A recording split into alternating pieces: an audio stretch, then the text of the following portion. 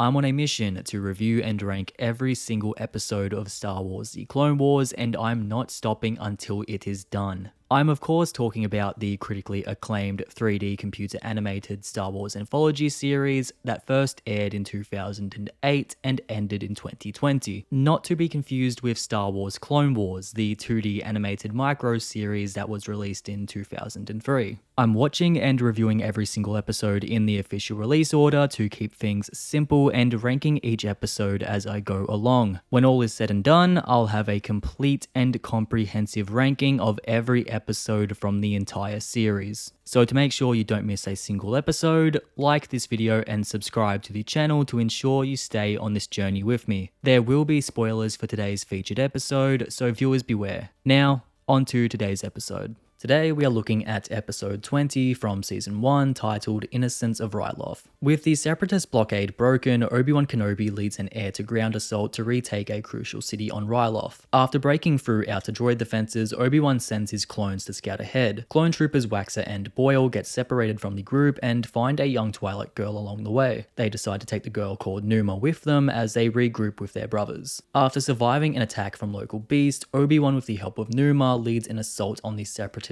staging grounds where they are holding the locals captive. The Republic manages to free the city, reunite Numa with her family, and they turn their attention to moving on the planet's capital. Innocence of Ryloth lives up to its name by providing an episode that shines a spotlight on the bystanders and civilians that get caught in the middle of the Clone Wars. This is a mission about freeing the innocence of Ryloth. Get it? Right away, when Obi-Wan and his troops are flying down to the planet, he and Cody make a point to ensure the troopers do not harm the locals or destroy the infrastructure. The troopers are instructed to only use droid poppers, put away their rockets and grenades, and most importantly, they are told to check their aim. Waxer and Boyle start off the episode being frustrated by these restrictions, but learn to respect them over the course of the episode. Their dig at the Twi'leks, calling them tailheads at the beginning of the episode, doesn't reflect their perspectives for very long. Waxer and Boyle's story with Numa in this episode is obviously the highlight here, but it's also a highlight of the entire first season of Clone Wars. This is a ridiculously cute episode that shows a sensitive side to the clone troopers we don't get much more of in the series. This is what separates the Republic from the Separatists. They have hearts and souls. You can't make a battle droid do what these men do. The way they go from being hesitant protectors to full-on guardians to this little Twi'lek is endearing and feeds back into the episode's entire focus upon innocence caught up in war. It also helps that the trooper's protection and comforting of the child pays off when she shows them the secret underground tunnels that lead to the Republic victory. It's a very sweet plotline that is a welcome reprise from the often depressing realities of war. Speaking of war, the action here continues to impress. The air-to-ground assault at the start of the episode is thrilling, and the storming of the bunker is a clear homage to similar World War II scenarios, with the droid turrets designed to mirror guns of that era. The final assault on the droids that involves Obi-Wan freeing the prisoners and hijacking a droid cannon also acts as a nice little cherry on top of the entire episode. We get some nice little moments along the way too, seeing Obi-Wan lock up this droid cleaning the beast cages, and his defeated expression cracks me up every time, and the locals getting the final lick in by tearing apart the command droid is very satisfying. Episodes like this retroactively make Order 66 even more devastating because these soldiers of compassion and patience effectively get brainwashed into killing machines who would never even consider doing what Waxer and Boyle do for Numa in this episode. Just food for thought. Innocence of Ryloth isn't just a highlight of season 1, it's one of the all-time great Clone Wars episodes. The perfect balance of action and compassion here is excellent and is a welcome change of pace compared to regular Clone Wars episodes.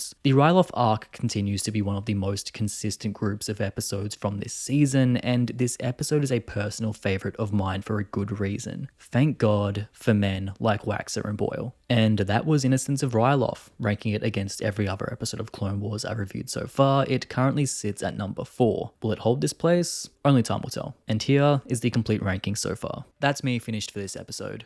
Now, I want to hear from all of you. What's your personal review of this episode? Where would you rank it among every other episode of Clone Wars? Let me know in the comments below after you've liked the video and subscribed. I'll see you guys next time with another Clone Wars episode review and ranking. Until then, thank you for watching. As always, look after yourselves, stay safe, and I'll see you all in the next video.